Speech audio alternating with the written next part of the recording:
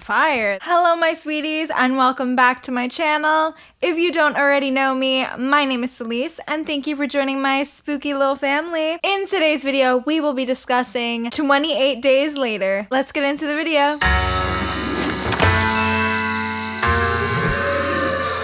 Today is the first day of March, so you know what that means? It is No More Room in Hell month. This means that throughout the entire month of March, I will be discussing reincarnation films. Yes, you heard that right. Reincarnation films. Simply because, were they ever really dead? No?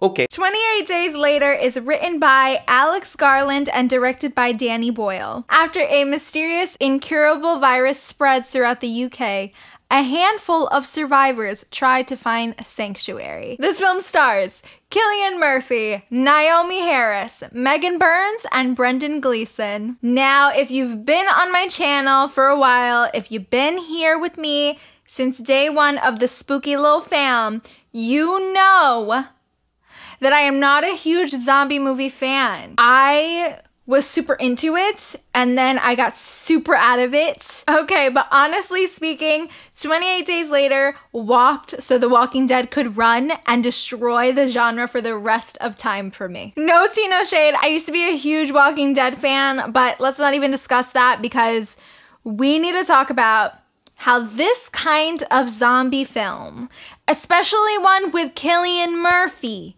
is it. Speaking of Killian Murphy, let's get into some performances. I think everyone in this film did a great job. My two favorite by far though has to be Killian Murphy's performance and Naomi Harris's. And on top of that, Brendan Gleeson really crushed that infected scene. That scene, I never get sad with any zombie movies except for Train to Busan, so that says a lot. Naomi was of course really great as well. She plays such a strong female character. Now, Killian, we all know and love him, and if you don't know him, I'm sorry, but like, have you seen Peaky Blinders? baby, what is it doing? He is such a well-trained actor who always gives his all in anything he does. All I have to say is Jim's rage scene in the mansion shows you that this man has range. Honestly, I just loved seeing Jim killing the would-be rapist soldier by beating him to death and gouging his eyes out. Like, yes. This leads me right into why this film really did it for me. The writer and the director of the film felt that the notion of the living dead wanting to eat people's brains was outdated, and like 10 out of 10 agree. One of the original factors behind zombie movies was a fear of nuclear power and its possible effects on people. Both writer and director concluded that one of the biggest fears in modern society at the time is fear of disease, especially a viral apocalypse. And I honestly think that's why this film did it for me, but like especially right now in this time. I also feel like this film specifically is very, very well written. And the fact that this film was shot on a mini DV camera instead of on film actually really gives it this gritty look, which I was a big fan of. Which, trivia moment real quick, this was one of the first mainstream films to be shot that way. I also really enjoyed the fast cuts in this. It creates this sense of chaos, which kept me very engaged. Now, this might be controversial, but I like the use of the fast zombies. This film was actually credited for starting the fast zombie trend. So with this film, I also find it funny how after 28 days, the entire world is in shambles, the government is falling apart, people are ready to kill themselves because they don't see a future, and here I am, a whole year later, really in this bitch. Now, I decided to review this film solely because, number one, yes, I know somebody's gonna come for me, but I had never seen this film in its entirety until today.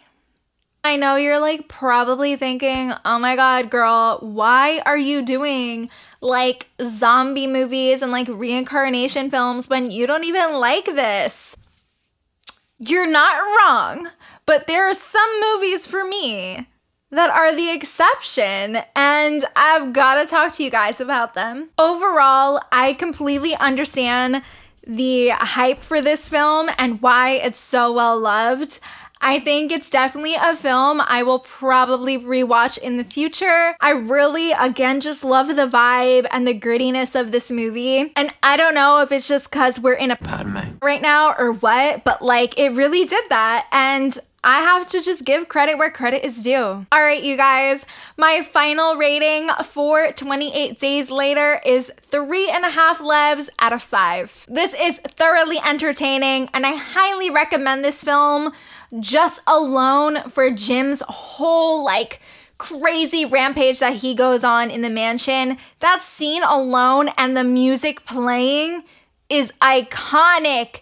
It is literally so good. That moment, I kind of felt like I was in a very intense video game, and I love when a film makes me feel like that. If for some reason you haven't seen it, or you're like me and you've put it off for a while, definitely stop doing that, have a seat, and go flick it on. If you'd like to see 28 Days Later, I believe it is on Amazon Prime to rent for $3. So that is it for today's video.